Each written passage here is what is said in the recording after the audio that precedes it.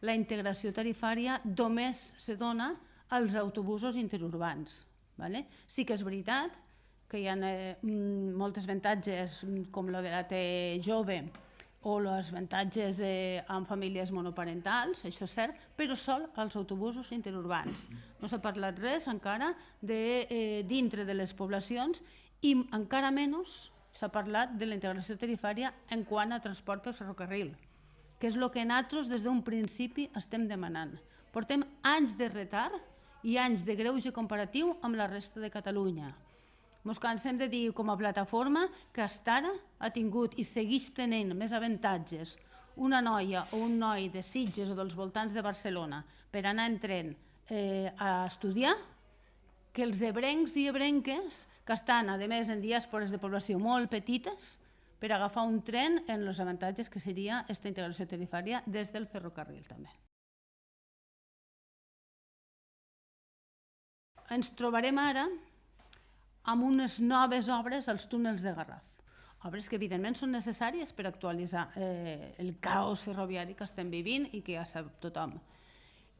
Davant d'aquestes obres s'ha demanat, i fa molt que s'està demanant, un avant o dos avants més d'anada des de Tortosa Aldea i de tornada des de Barcelona per connectivitat de les Terres de l'Ebre. A més, ara vindran aquestes obres del Garraf. No se'ns ha donat cap més avant. El greuge comparatiu continua sent amb la resta de Catalunya perquè el senyor Manel Nadal va dir públicament, molt cofoi, que Lleida tindria 3 avants més i gratuïts, mentre Terres de l'Ebre solament té un avant i a deshora. Llavors, el senyor Nadal se va comprometre amb aquí el company Daniel Gil en avisar-nos de com aniria la integració tarifària, de com anirien els tempos de la integració tarifària, i va tindre la poca delicadesa i per a nosaltres la falta d'educació d'estar aquí a Tortosa i ni tan sols avisar-nos ni dir-nos què es faria i com se faria quan nosaltres, com a plataforma, ens hem tingut que desplaçar un munt de vegades a Barcelona capital per a fer les reunions en ell. Per totes aquestes coses que hem comentat, del greuge comparatiu amb les tarifes, del greuge comparatiu amb els avants, de la falta de paraula del senyor Nadal, demanem des d'aquí la dimissió del senyor Nadal com a secretari de Mobilitat i de Transports de la Generalitat de Catalunya.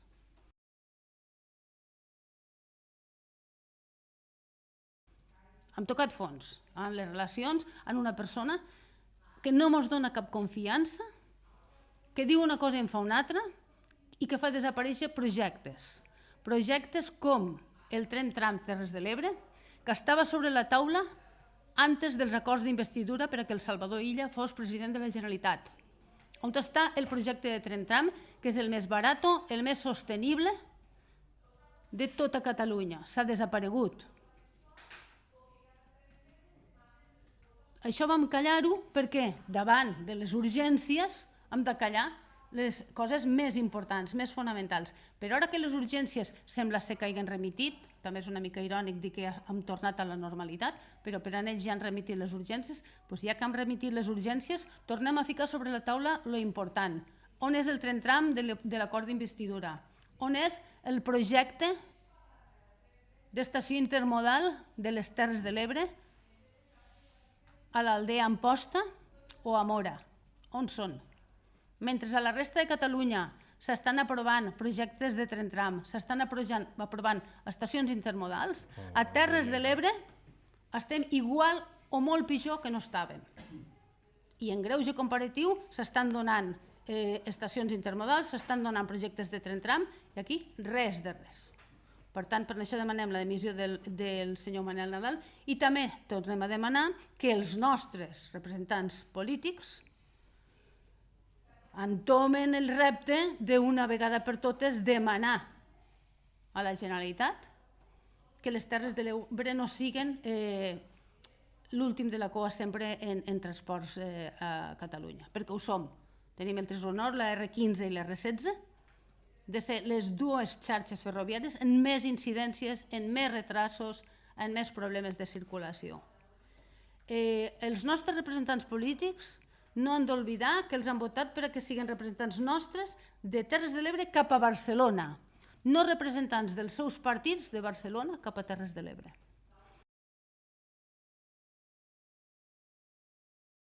Estem fent que tota la població tingui una desconfiança i una